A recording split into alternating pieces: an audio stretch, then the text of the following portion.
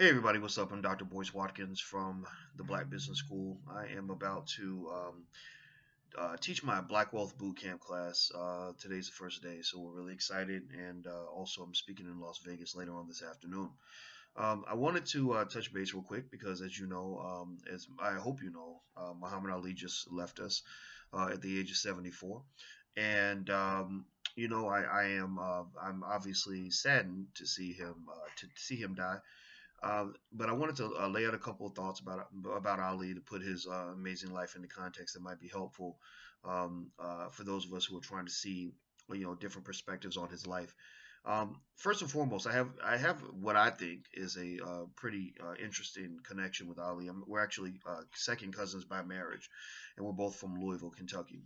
So I grew up with a different point of view on Ali from a lot of people. I would hear my old grandma, tell me, stories about Ali and his family, and she say, "Oh yeah, the Clay family, they crazy. Let me tell you what the Clay family did, stuff like that."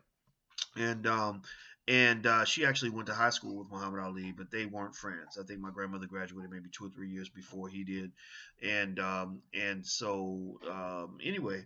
I kind of always grew up with a connection to him. I remember just kind of being so excited and amazed that this man from my little hometown of Louisville, Kentucky, could go out here and just wow the world. I mean, just not just wow the world with his amazing athletic ability, but wow them with his amazing activism, his courage, his wittiness. He just seemed to be just a special gift to the universe that made him just super special. And so what it taught me was that hey, I'm from Louisville. I can go out here and I can do something. I can have an impact on the world. Ali was actually, without question, my number one hero of all time. I mean, he was the guy that I just felt connected to. When I met Minister Farrakhan, for example, I felt like I was talking to my own grandfather. But I always felt like Ali was another one of my grandfathers. I never knew if we'd ever get a chance to meet, but it didn't matter. It didn't matter because he was my mentor regardless. I made him into a father figure for me regardless because as a black man, I always felt that there are so many things that make things hard for you sometimes. And so what I would do is I would read books about Ali. I would read how he got through controversy. And I literally remember feeling to myself like, man, if he can do it, I can do it too. If he can overcome this, I can do it too. If he can put all this on the line for what he believes in, I can do it too. So without Ali, there would be no me. In fact, when I see those little kids that he's talking about in videos, saying I'm doing this for the children, and he's running with the little kids, stuff like that, I visualize myself as being one of those little kids. And so I just I just think it's his legacy, his impact on the world was amazing. He obviously was more than just an athlete. I mean, there are a lot of champions. There are a lot of heavyweight champions of the world. There are a lot of NFL champions, NBA champions, etc. But as we know, Ali transcended sports. He was greater than just an athlete.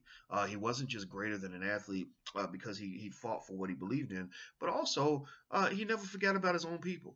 You got too many of these athletes out here, too many of these entertainers out here who just care about making their money and care nothing about the community that built them. I don't understand that mentality. I think that's mentally ill. I think that's crazy. It's sick. Something's wrong with you. But Ali always connected that. And when you see him, he go to cities and you see him going to the hood, hanging out, with the people in the hood. You see him go to Africa in that great fight against George Foreman, where he was running and he wanted to run with the African kids and he'd have 1,000, 2,000 kids behind him running along right behind him. When he beat Foreman in that great fight, I think it was 1974 or something like that, approximately around that time. Nobody thought he was going to win except for him, and also he won with style because he said, I'm carrying Africa on my back. The energy of the people here is what's going to help me win this fight."